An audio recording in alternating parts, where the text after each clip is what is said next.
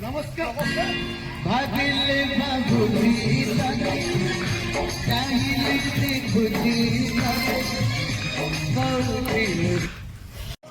Guys, आज होती Sunday. आज आम आसी भोजी करिया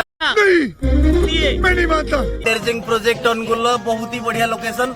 चलंतु भोजी करिया आज।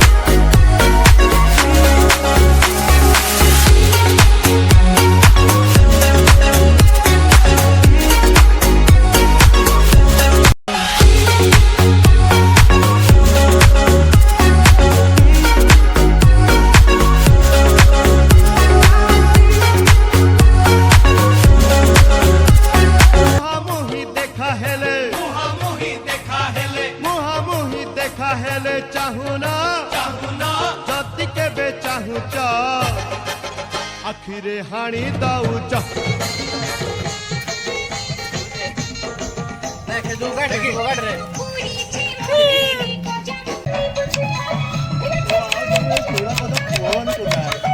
देख लो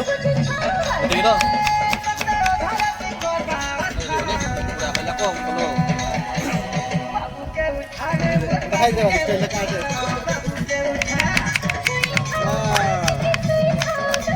अरे आया प्याज ले ए रही कोरी बाज होता जीवनी के कुपना तो मोटा कोले दुख भूला जानी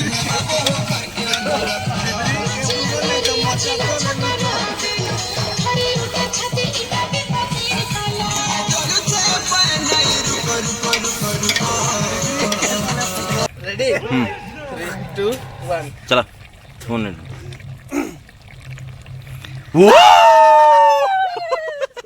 रेडी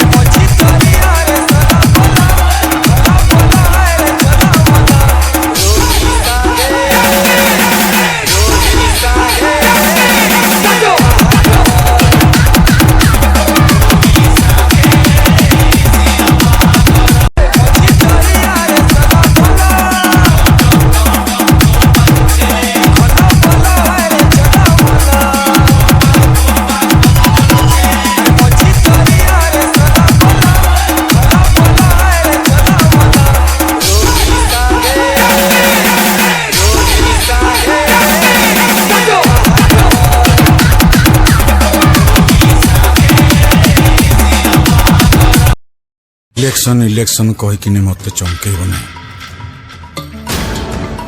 इलेक्शन भी काका करे, सिलेक्शन भी काका करे, तुम जानी जाओ।